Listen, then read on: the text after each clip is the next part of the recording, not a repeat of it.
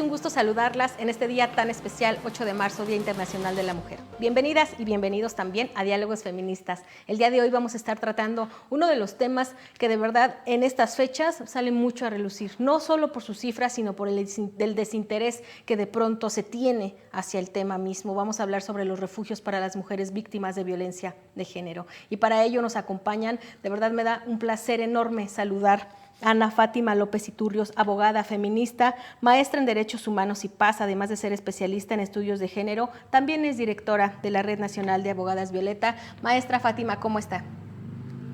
Muy bien, muy buenas tardes. Un gusto estar con ustedes. Muchas gracias. Y bueno, pues también nos va a estar acompañando Wendy Figueroa Morales de la Red Nacional de Refugios. Wendy, desde donde estás te agradecemos mucho el espacio que nos regalas para este programa en este día tan importante. ¿Cómo estás? Muy bien, gracias por el espacio. Un abrazo a todos y a todas. Gracias a las dos. Y bueno, pues, ¿qué les parece si comenzamos? Antes de, también les pediría que desde donde están, a manera también de activismo, compartan este programa, este espacio, que es un esfuerzo que el Partido de la Revolución Democrática hace para que podamos dialogar, discutir, tener un consenso, disenso también, porque no, el debate es bueno cuando es sano y también nos lleva a buen puerto, porque de ahí salen propuestas. Y compártanlo o hagan la manera en la que ustedes consideren, desde el espacio en el que estén y a sus posibilidades, conciencia de que la violencia no es normal, de que las mujeres no se tocan, de que las niñas no se tocan. Este día y muchos días, todos los días debemos de hacerlo, pero hoy, Día Internacional de la Mujer, me sumo a pedirles que lo hagan de esta manera también, un activismo digital, un activismo en su casa, en la escuela, en el trabajo. La violencia no es normal. Eso debemos de tenerlo muy presente todos los días. Vamos a comenzar, si les parece, con nuestro programa del día de hoy. Tengo, y voy a leerlo desde aquí, la Ley General de Acceso de las Mujeres a una Vida Libre de Violencia señala como parte de la obligación del Estado mexicano garantizar a las mujeres su seguridad y el ejercicio pleno de sus derechos humanos, para lo cual pues precisa un conjunto de acciones para proteger a las víctimas de violencia familiar, entre las que destaca, así lo cito, favorecer la instalación y el mantenimiento de refugios para las víctimas, sus hijos e hijas. Por favor, quisiera pedirte, Wendy, que nos platicaras en qué consisten estos refugios. Claro que sí, muchas gracias. Y esto que acabas de decir es súper importante porque no solamente es la instalación de los refugios, sino mantenerlos, ¿no? Que ese es un reto constante que se tiene en nuestro país. Los refugios, pues bueno, primero son un derecho humano. Es un derecho para las mujeres y en su caso sus hijos e hijas que están en una situación de violencia y que, bueno, no pueden estar en casa. Sé que por ahí hay propuestas de que sea el agresor el que salga de la casa, pero mientras que no existan los mecanismos efectivos, puntuales para garantizar la protección de las mujeres dentro de los espacios privados, físicos, cibernéticos, incluso públicos, pues los refugios somos hasta hoy día, junto con otros mecanismos como las órdenes de protección, las alertas de violencia de género, mecanismos para prevenir feminicidios, son espacios confidenciales donde las mujeres y sus hijos e hijas pueden estar, pues un tiempo aproximado. Eso va a depender de cada una de las necesidades, donde hay una atención integral especializada. Efectivamente, hay una restitución de derechos, hay acompañamiento integral para cada una de las necesidades de las mujeres. Y bueno, algo también súper importante es que estos tienen que ir articulados con acciones afirmativas, precisamente como es pues la no repetición, como es el acceso a la justicia integral. Y hablar del acceso a la justicia integral es precisamente promover el ejercicio de la ciudadanía de las mujeres. Los espacios de refugio en voces de mujeres que han estado en ellos, pues son espacios de esperanza, espacios donde ellas pues pasan por primera vez después de muchos años una noche tranquila, sin el miedo de que alguien vaya a lastimarlas a ellas o sus hijos e hijas. Y son espacios que también promueven las libertades y las autonomías de las mujeres. Sabemos que parte fundamental para ejercer nuestros derechos como ciudadanas necesitamos hablar de una autonomía física, económica y política, es lo que también se trabaja dentro de los refugios. Muchas gracias, Wendy. Con este contexto, maestra Fátima, quisiera que usted también nos comentara al respecto y también nos dijera cuál es la importancia de la existencia misma de estos refugios para todas las mujeres, no solo las mujeres que han sido víctimas, en general para todas, la importancia de su existencia.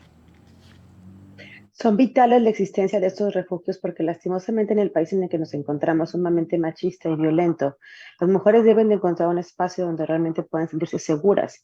La mayoría de las mujeres que llegan a esos espacios han sido sumamente violentadas durante toda su vida y están tan acostumbradas a vivir y transmitir la violencia que también sus hijos, las menores niñas o niñas que las acompañan, también van reproduciendo estas violencias. Lo que les permite al refugio, al llegar al refugio, es tener una conciencia de la situación en la que están viviendo, comenzar un proceso psicológico y también el poder reconocerse víctimas, porque la parte más difícil es reconocernos víctimas de todos los hechos que nos hemos vivido y que a través de los estereotipos se han consumado como algo naturalizado. Por eso es que bien empezamos el programa diciendo la violencia no es normal. No obstante, la vemos constantemente, la repetimos y los refugios se han vuelto en un espacio vital para las mujeres que debería de tenerse en consideración muy importante, porque lastimosamente el tema de, como comentaba mi compañera en su momento, el mantener los refugios también es un tema, el mantener medicamentos, el mantener limpieza, el mantener material, el mantener espacio es lo más delicado. Entonces creo que es un tema muy importante y que lastimosamente tenemos que tomar en cuenta todos los días porque hay muchísimas mujeres que día a día están buscando refugio en nuestro país. Muchas gracias, maestra Fátima. Y me gustaría leerles unos datos que tengo aquí. Dice, mientras la Comisión Nacional para Prevenir y Erradicar la Violencia contra las Mujeres, CONAVIM por sus siglas, informa que el año pasado, de 2019 al 2022, el presupuesto para refugios creció en un 20%. La Red Nacional de Refugios indicó que durante 2022 el 80% de los refugios para mujeres recibieron menos presupuesto para operar que el que les fue asignado un año antes. O sea, la CONAVIM nos informa que el presupuesto aumentó, pero en los hechos parece ser otra la cifra. ¿Qué nos puedes comentar al respecto, Wendy? Sí, es súper importante decir que, bueno, si bien en los datos duros hay un incremento en la realidad y en la práctica cuando hacemos pues la comparación en cuanto al tema de la inflación, sabemos que un presupuesto tiene que ser progresivo, garante y tomar en cuenta la inflación. Cuando vemos la inflación que vivimos en el año pasado, y actualmente, porque ese es el mismo discurso para este año, que hay un incremento, en realidad el incremento no es efectivo. Necesitamos identificar que efectivamente, pues esto se materializa cuando operamos. Quienes estamos en la operación nos damos cuenta que si bien en el presupuesto de egresos de la Federación podría haber un incremento, esto cuando se designa cada uno de los espacios de protección no es así. En realidad, como bien lo comentabas, el año pasado 80% de los refugios recibieron menos presupuesto que en el 2021. Ahí mismo estamos pues yendo en contra de lo que es un presupuesto progresivo, no podría recibir ningún espacio menos que el año anterior y pues bueno, con la inflación muchos refugios dejaron de dar pues toda la atención que se podría dar porque no era la misma cantidad que requerían y que se les había dado para poder hacer frente a todas las necesidades. Fátima lo decía, no solamente es un espacio que brinda un acompañamiento integral especializado y todo lo que ello implica, sino son atenciones médicas, son gastos que tenemos en casa multiplicados por 50 personas que están en ese proceso de acompañamiento, necesitamos también traslados, medicamentos, etcétera. Y bueno, pues los alimentos, nosotras como ciudadanas, todas las personas que hoy nos escuchan, podríamos darnos cuenta tan sencillo en nuestra práctica que en realidad no nos alcanzaba lo mismo el mismo dinero para comprar lo que habíamos acostumbrado. Eso se traslada a un refugio que tiene una atención pues de mayor número de personas. De aquí que nosotros seguimos haciendo visible que un presupuesto y un incremento no tiene que ser solamente desde el escritorio, sino que tiene que tomar en cuenta las necesidades reales de la población a la que va dirigida, las necesidades reales de las mujeres que están en este proceso y sus hijos e hijas, y la inflación. Eso es súper importante. Simplemente tuvimos una inflación de más del 17% en nuestro país y el incremento ni siquiera está comparado. Sí es sin dejar de mencionar que hubo en otros programas que no tienen que ver con la protección de los derechos de las mujeres a vivir una vida libre de violencia, que tuvieron un mayor incremento. Entonces, bueno, pues lo que vemos es que efectivamente no hay un presupuesto garante para mantener los refugios y que operen además los 12 meses, porque quiero decirles también para quienes no tienen la información, que históricamente los refugios no reciben financiamiento para operar los 12 meses del año, como si las violencias tuvieran un tiempo, tuvieran un periodo específico. Las violencias pues no reconocen ningún proceso administrativo burocrático y la atención es 24 horas del día todo el año y bueno, hasta hoy día pues no se cubren los 12 meses. Todo eso lleva a no garantizar este derecho, que insisto, es un derecho de las mujeres a tener un espacio de protección que las acompañe de forma gratuita, especial. Y bueno, por supuesto que esto es una deuda histórica que seguimos insistiendo. En este año pasó lo mismo, no hay un presupuesto garante y pues la información que tenemos en la mayoría es el mismo recurso que recibieron el año pasado. Muchas gracias, Wendy. Esto es muy importante escucharlo. La información que nos estás dando, pues es por supuesto de primera mano. Ustedes mejor que nadie conocen la situación de los refugios. Y aunado al presupuesto, maestra Fátima, también me gustaría preguntarte, yo tengo aquí los datos, por favor, Wendy, si en algo cometo un error, corrígeme. Tengo el dato de que son 73 refugios y 40 centros de atención externa que existen según la información de COBIM. ¿Son suficientes, maestra Fátima? ¿Hacen falta? Y bueno, si son suficientes y todos operan, ¿necesitaría haber más? Lastimosamente no son suficientes y eso lo puede confirmar mi compañera Wendy. Yo me ha tocado en ocasiones donde no hemos encontrado un espacio para una mujer y aparte o sus familias completas. O sea, no es un tema sencillo porque recordemos que la violencia no nada más está en la capital o donde se encuentran los estados más poblados, sino también se encuentra en las orillas, en los municipios más alejados de la zona centro, y no son suficientes. Ahí nos vamos con que una mujer para poder llegar a un refugio tiene que pasar 4, 5, 6 horas en llegar. Entonces tendría que haber una apertura mucho más, no solamente a entender el concepto del presupuesto, sino a generar políticas públicas que verdaderamente vayan haciendo para que esta violencia deje de estar aumentando. Y segundo, la que ya tenemos vigente que se puede disminuyendo a través de la creación de acciones puntuales. Y no solamente decir, ok, técnicamente tenemos el mayor presupuesto, pero efectivamente no es así. Porque simplemente pensemos un segundo en las personas que están en una gran situación de violencia y que se encuentran en una zona sumamente árida, donde tienen que utilizar un aire acondicionado todo el tiempo y no hay presupuesto para eso, ¿qué tipo de calidad de vida les estamos dando? ¿Cómo les podemos asegurar sus derechos humanos simplemente la dignidad de poder estar en un espacio seguro donde no vaya a tener más problemas, ¿no? Y sabemos también que hay muchos lugares que se encuentran en hacinamiento, o sea, y estamos hablando de algo que es sumamente delicado y que tendríamos que replantearnos el cómo vamos a hacer el acercamiento para que se pueda ir realmente disminuyendo la violencia en nuestro país, y no solamente decir esto y esto, sino que algo integral, considero yo. Muchas gracias, maestra Fátima, gracias a las dos. Hemos llegado al momento de decirles que nos compartan y nos comenten este programa. Estamos en la primer transmisión de esta nueva temporada de Diálogos Feministas. De esta manera es como arrancamos una nueva etapa de este proyecto del Partido de la Revolución Democrática. Lo quisimos hacer justamente el día de hoy porque, bueno, entre muchas actividades que el partido realiza, por supuesto, desde la sociedad civil también, es un mensaje claro de que se necesitan también estos espacios donde podamos adquirir el conocimiento, donde nos enteremos de las situaciones reales, donde podamos incluso tejer redes de mujeres, tejer la sororidad también es muy importante en este sentido y en estos días, donde podamos escucharnos unas a las otras también. Vamos a ir rápidamente a un corte, no se vayan, ahorita regresamos.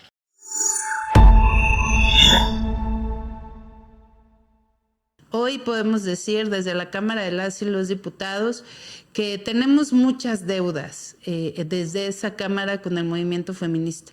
De manera desafortunada, debo decir que esta, que es la 65 legislatura de la paridad, esa paridad no se ha visto reflejada en todo lo que tiene que ver con la aprobación de leyes con perspectiva de género, con un presupuesto con perspectiva de género, con el defender a las mujeres del llamado Plan B para evitar que personas violentadoras lleguen al poder, y la paridad no se vio en este 2023 ni en lo que llevamos de la legislatura. Tenemos deudas pendientes, por supuesto. Nos falta todavía que sea una realidad la tentativa de feminicidio en el Código Penal Federal para que las mujeres que han tenido que vivir y sobrevivir esa violencia extrema tengan un asidero jurídico con que salir adelante. Nos falta tipificar la violencia vicaria para que todas todas aquellas mujeres que han tenido que pasar por la posibilidad de romper ese amor materno filial que a través de los hijos nos quieren hacer daño, a través de las hijas, hoy también sea un delito. Nos faltan todavía muchas leyes que ir perfeccionando con perspectiva de género, pero lo que nos tiene que quedar claro es que no nos van a detener. Aquí nosotras sabemos que juntas somos más fuertes, a pesar de que esa legislatura de la paridad de género le haya quedado de ver al movimiento feminista, y vamos a luchar todos los días porque las familias de las mujeres que han sido muertas en manos de un asesino feminicida tengan un acceso a la justicia pronto y expedito. Eso es lo que tenemos este 8 de marzo del 2023 y vamos a ir a la calle a gritarlo fuerte. Si alguna de ustedes las tocan, nos tocan a todas y por supuesto, si es necesario, lo quemamos todo y que les quede claro, juntas somos más fuertes y lo vamos a demostrar en esta marcha.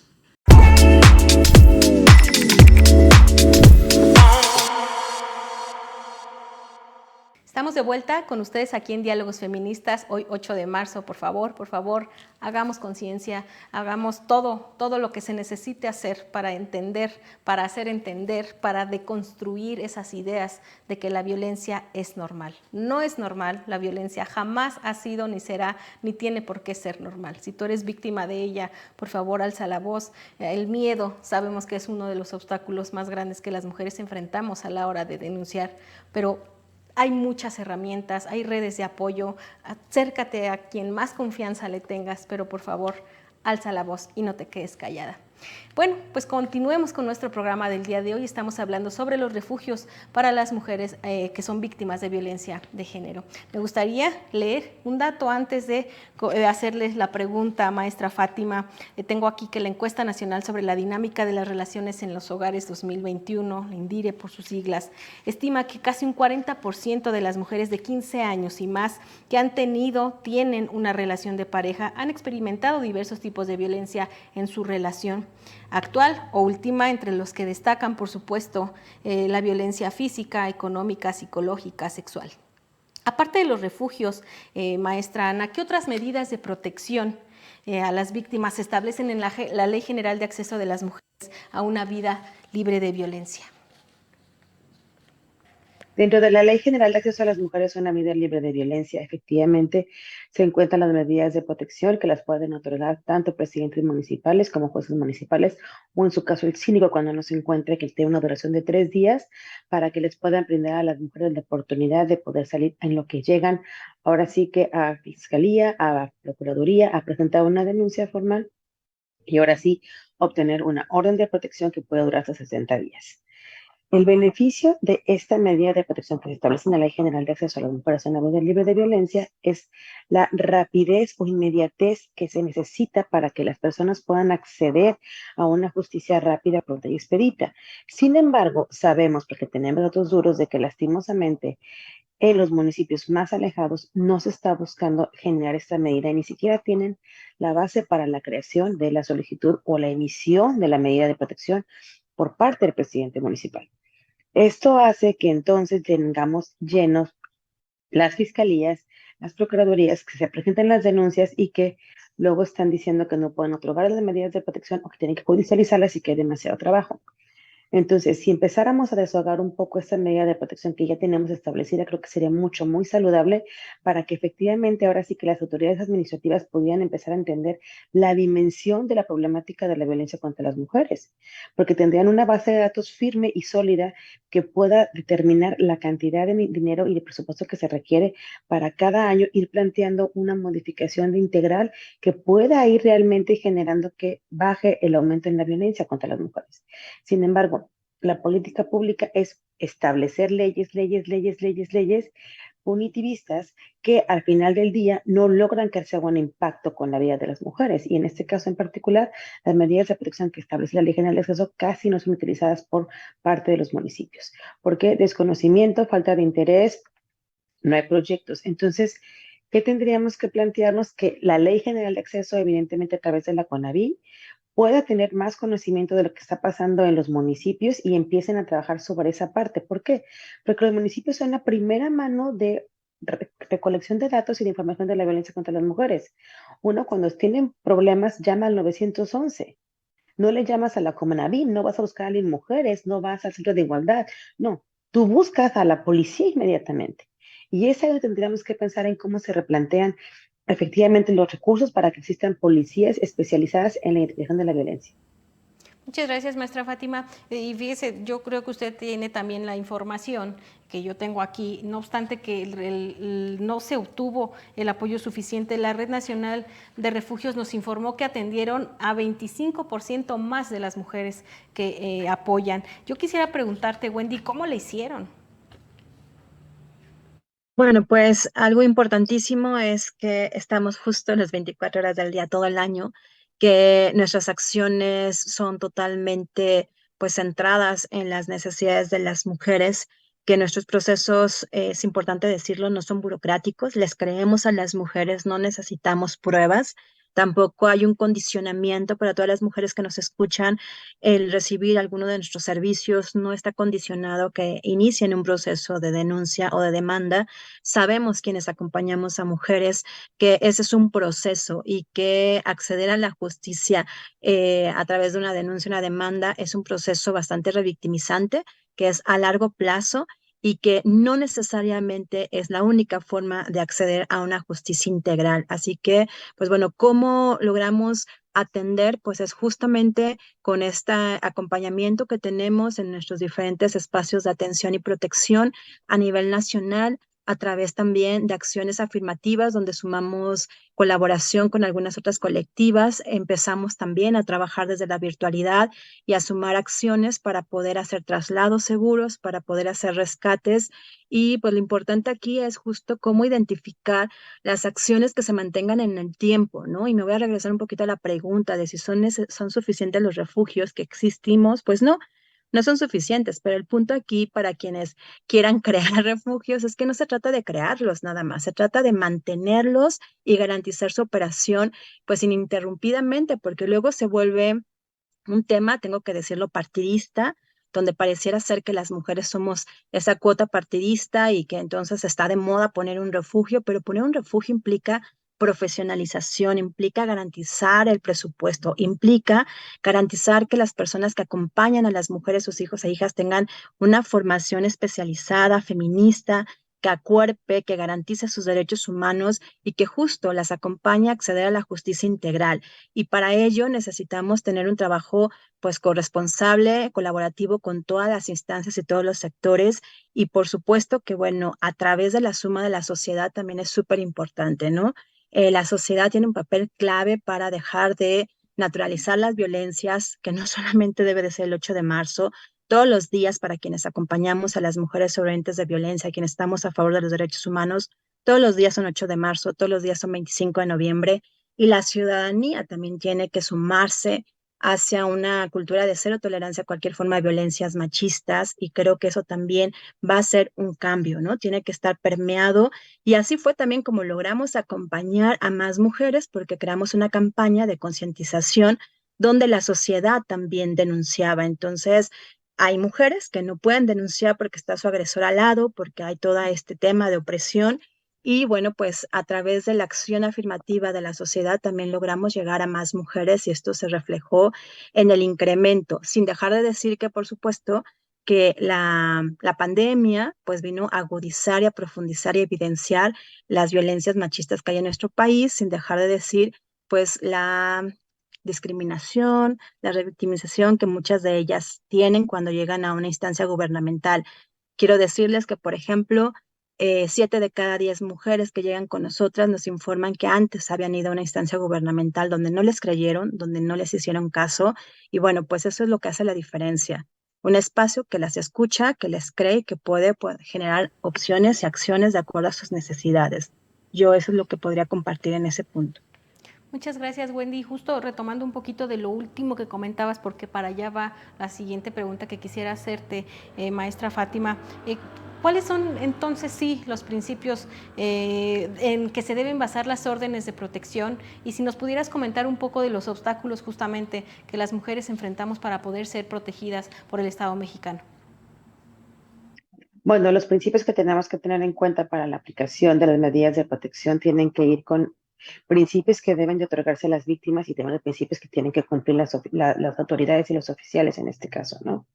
Y para ello encontramos el de dignidad humana, mínimo existencial, debida diligencia, confidencialidad, no revictimización, que ese es el más importante, y pareciera que todo el tiempo le están preguntando a las personas de dónde, cómo, por qué, cuándo, qué estaban haciendo.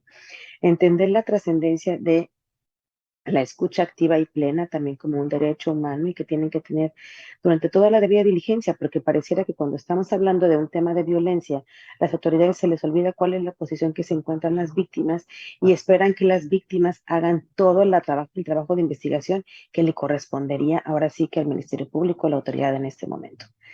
Y de los problemas que nos hemos enfrentado como red y como organización han sido muchísimos. Simplemente ha habido ocasiones en las cuales las víctimas salen sin medidas de protección porque dicen que no hubo amenaza de muerte. Y sí, efectivamente no hubo amenaza de muerte, pero llegó con los pezones completamente destrozados, llegó con golpes extremos y como no tienen la palabra amenaza de muerte, pueden decir que solamente pasó una sola vez. Y eso no solamente pasa en un estado, pasa en toda la República.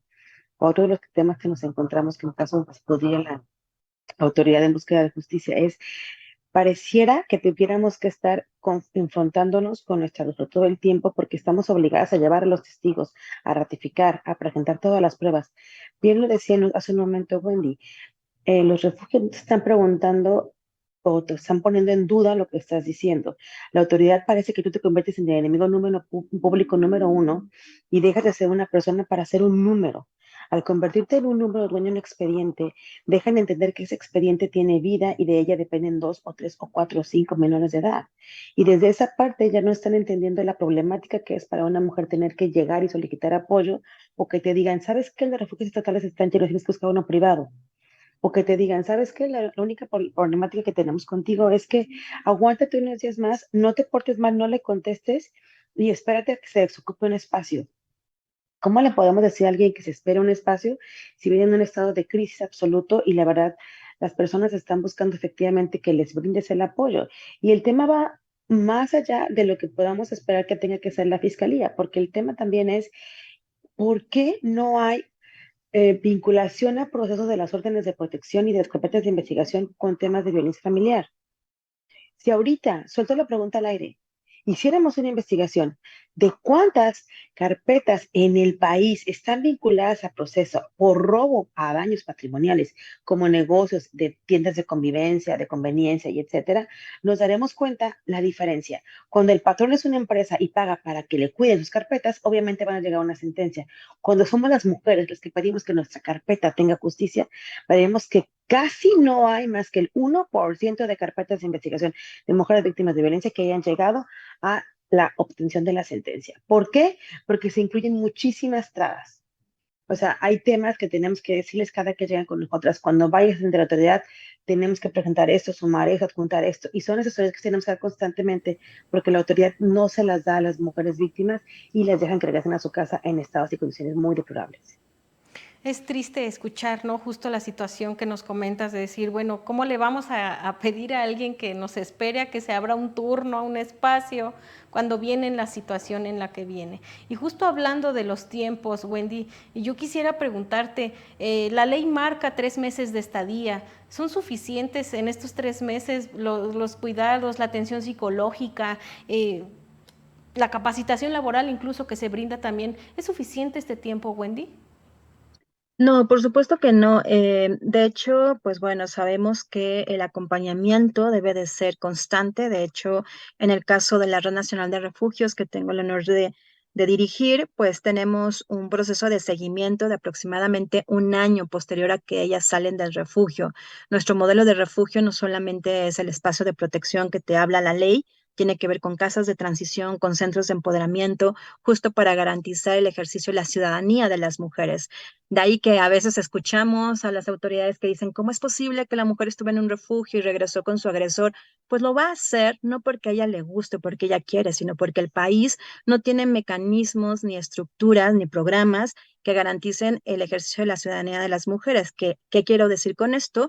pues no hay viviendas para las mujeres, el acceso es muy complicado, no hay una conciliación del tiempo de las labores de cuidado domésticas y las acciones que ellas tienen que realizar para obtener recursos, es decir, no hay las condiciones para que ellas no puedan tener una independencia económica, física, integral. Y bueno, las casas de transición, que son otro espacio que tenemos en la Red Nacional de Refugios, promueven ello de tal forma que los tiempos que las mujeres necesitan para su proceso, pues es eso, un proceso que no es lineal, que sube y baja, que es un proceso personal y que hay mujeres que han estado en refugios 1 año, 6 meses, hay mujeres que han estado 2 meses, cada una de ellas tienen un proceso específico y eso es lo que se tiene que hacer, poner en el centro de la actuación de cualquier programa las necesidades de cada mujer y eso es hablar de la interseccionalidad, cómo vemos el contexto de cada una de ellas y bueno, por supuesto que los tiempos se van planteando de acuerdo al contexto, las necesidades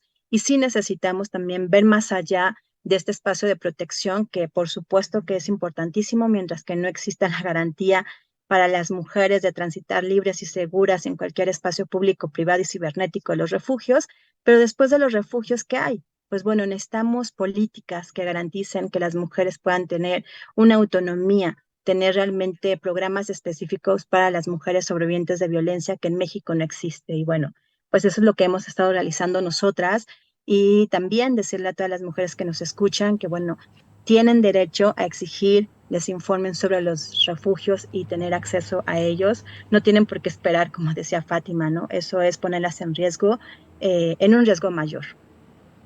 Claro, y bueno, también entender, ¿no?, que cada mujer es distinta, cada proceso también es diferente y eso no es un tiempo, como dices, lineal, no es como que muy científico, de en 3 meses ya vas a estar bien y vas a salir adelante, porque bueno, pues no, cada mujer, cada situación, por supuesto, es diferente. Les agradezco mucho, el tiempo del segundo segmento se nos ha terminado, vamos a ir rápidamente a un corte para que quien nos ve, pues también pueda compartirnos sus experiencias, ustedes sabían, tenían conocimiento de la existencia de estos refugios, han visitado alguna vez uno, han tenido a alguien en una situación de emergencia, ¿qué hicieron? ¿Por qué no nos cuentan al respecto sus experiencias? Vamos a un corte, ahorita regresamos.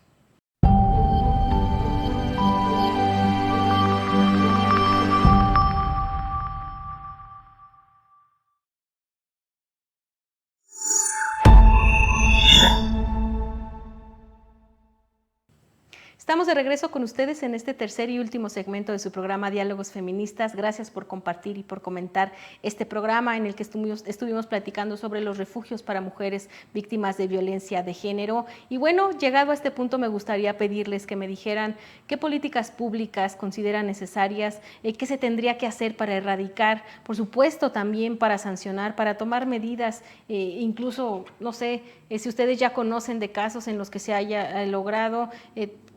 ¿Qué hacemos? ¿Qué hacemos? Es una situación complicada, el escenario es turbio, las cifras aumentan. ¿Qué es lo que se tiene que hacer, Wendy? Bueno, primeramente, hablar de políticas públicas es súper importante y en el tema de refugios, desde la Red Nacional de Refugios hemos estado insistiendo y lo seguiremos haciendo, que necesitamos que los refugios sean una política de Estado. ¿Esto qué quiere decir? Que no importa el gobierno en turno, sea una política que tenga asegurado el presupuesto, que tenga un mecanismo de seguimiento y que tenga un compromiso real y efectivo de quien está al frente para justamente garantizar su operación y su mantenimiento durante los 12 meses efectivos. Hoy día no somos una política de Estado.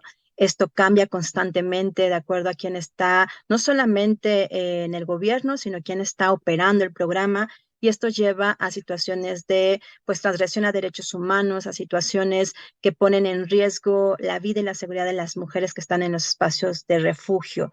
Dos, me parece importantísimo justo pues pasar de las simulaciones y del discurso a las acciones. Necesitamos, en México se ha hecho históricamente una administración de la violencia. No se apuesta a prevenir porque no se tiene, en teoría, respuestas o resultados inmediatos, pero necesitamos prevenir las violencias, necesitamos crear condiciones inmediatas en todos los espacios para que en realidad exista pues la eliminación de las brechas de desigualdad, de las discriminaciones y las desigualdades que existen en nuestro país, que son parte de lo que sostiene las violencias machistas contra las mujeres. Esto implica pues romper, y lo hemos dicho en varias ocasiones, varias colectivas feministas, romper el pacto patriarcal y la impunidad que permea en todos los espacios de este país.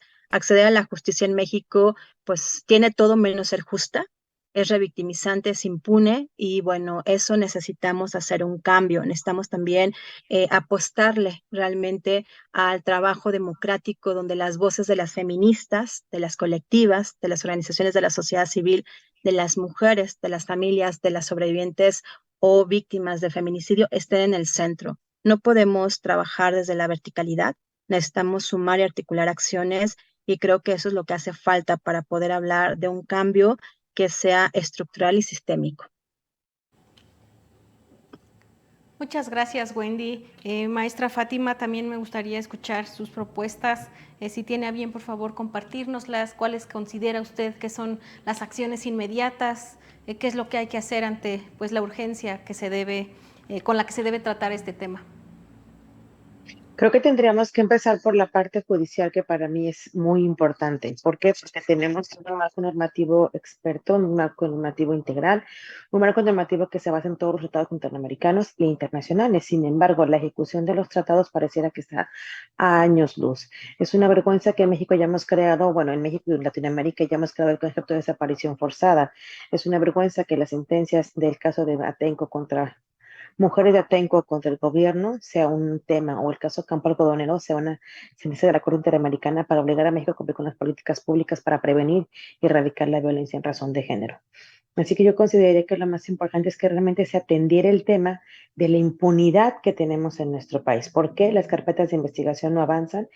¿Cuál es la resistencia, la molestia o el dolo por el cual las autoridades prefieren vernos como números en vez de como personas con vidas? El segundo punto que considero que es muy importante que comencemos a trabajar ahora sí que es en la construcción que tenemos de narrativa social. Constantemente celebramos el grito de independencia, festejamos cualquier tipo de acciones y siempre ponemos la figura del hombre patriarcal al centro de todas las acciones, lejos de empezar a reconocer que sí se puede vivir de otra manera, sin estereotipos, manejando a las mujeres desde otro lugar, que no somos siempre las víctimas y las cuidadoras. Empezar a replantearnos que la postura de la mujer cuidadora no es suficiente en nuestro país, sino que tendríamos que romper este techo de cristal verdaderamente y hacer que lleguen mujeres que ya estén dispuestas a que estén trabajando y que puedan demostrar con el ejemplo lo que sí se puede hacer por nuestro país.